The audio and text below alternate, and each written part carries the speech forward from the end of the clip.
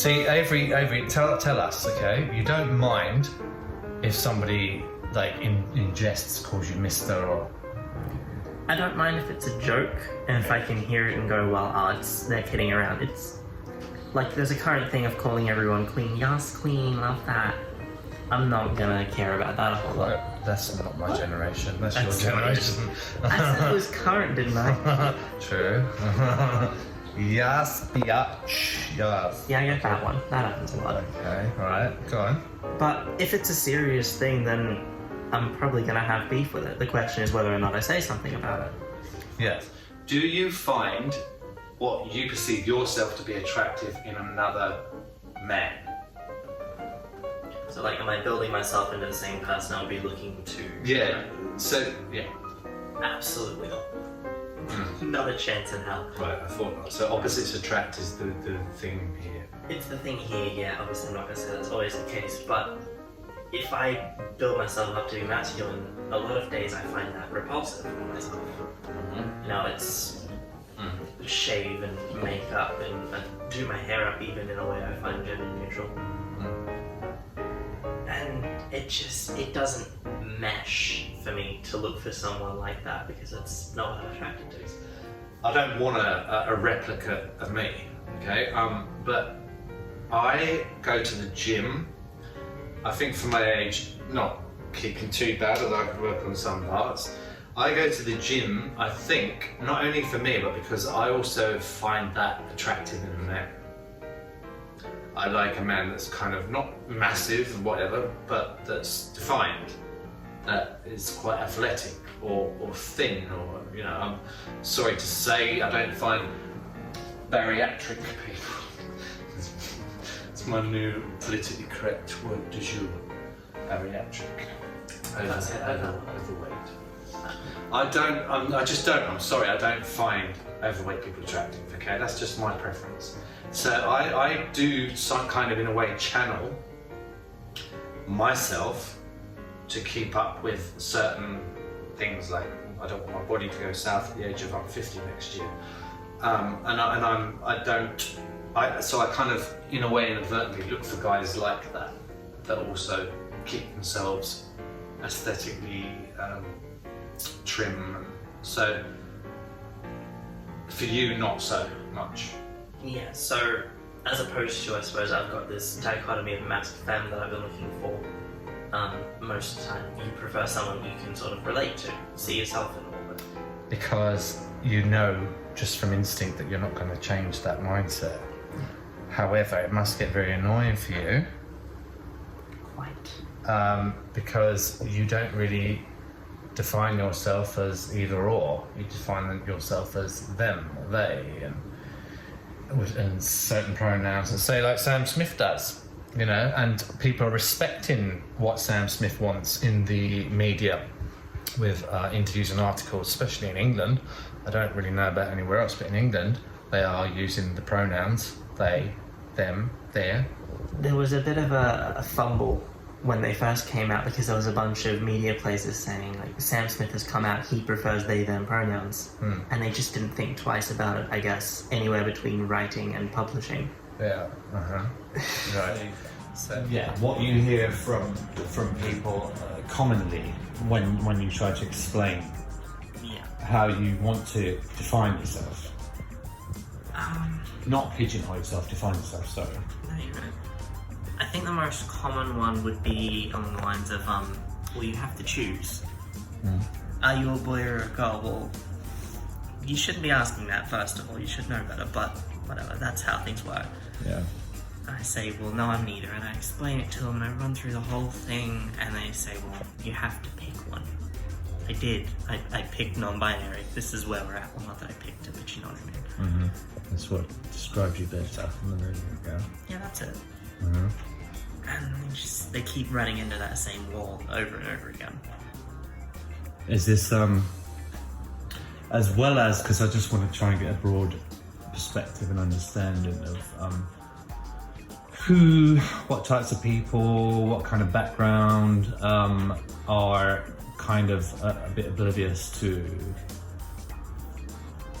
these new terms, these new ways of describing people. I'm very careful not to mention labels because I hate labels.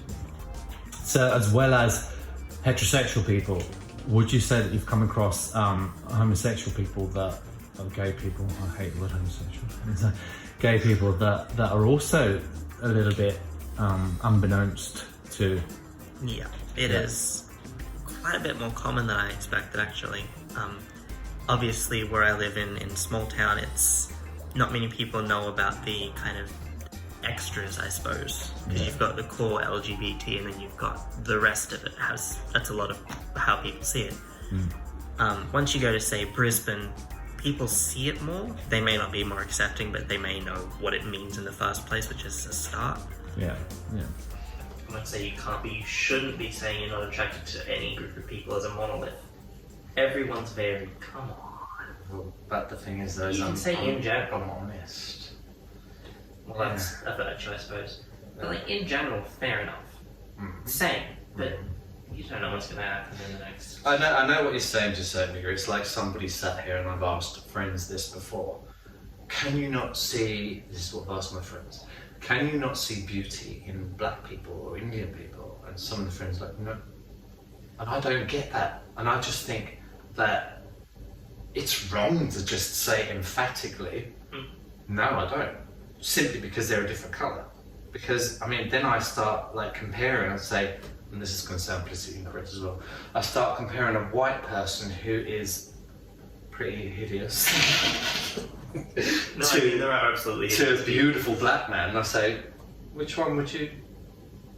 Probably the white one. I don't get that.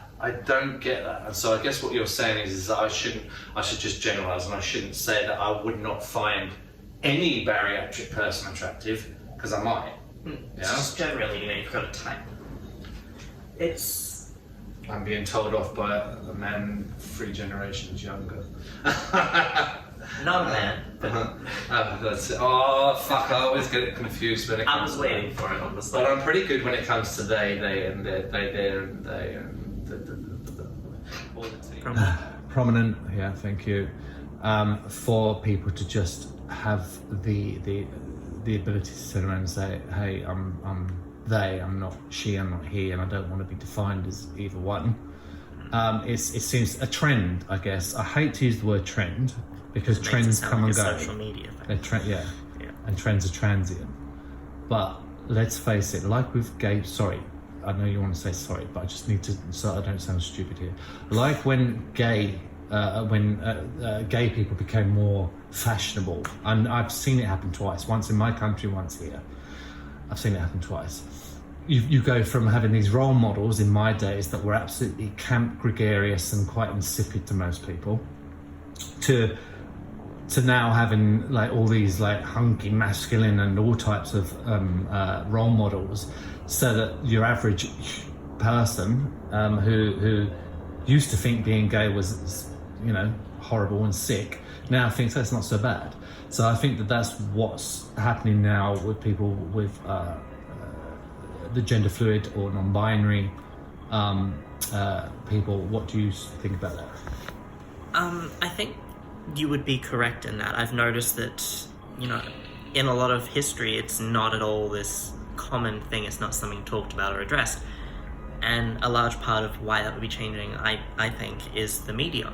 In, I think it was the 90s, Will and Grace became very popular, which brought gay people into so many people's lives. It's, okay, they're not some baby-eating demons or anything like that. It's just, they're human beings. So the Australian Christian Lobby Group would have you believe, but yeah. Yeah. And now, All the teens. do you want me to start talking about something else so you can stop it here? Yes. Okay, great. Okay. A lot of the current culture around Grindr and hookups is no fats, no femmes, no Asians, no oldies. Yeah. And I've seen that verbatim in a lot of people's Grindr profiles in their bio. Yeah. And it's just awful from my perspective that someone can write off all of those groups all at once. Yeah, I know, I agree with you, but I think from where I'm sitting, I would never do that. I've always been really polite.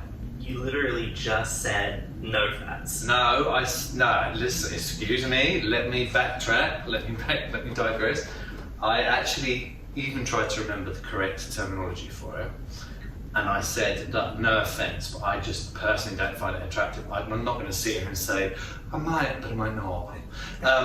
That's just me. That's I'm too candid in that sense. But I see what you're saying with the grind. That no fats, no films. I would never do that. Because I'm sorry to say it, but you do get a lot of stupid people around that can't think for themselves, and when it becomes normalised, and by normalised I mean, oh, there's a gay character in Home and Away, or there's a gay character on MasterChef, so now all of a sudden it's like, oh, lots of other people are accepting them, maybe we should. You know, in that sense, the media has a massive influence the way people perceive us in the end, I think. I mean, this might sound awful, but I would so much rather have a bunch of non-thinking people who say, oh, we should accept them, than have those last few outspoken people saying, well, we need to hate them because they're immoral. Oh, yeah. Exactly. Me too. Yeah. That's the thing. Even though I said, do you want to watch your phone?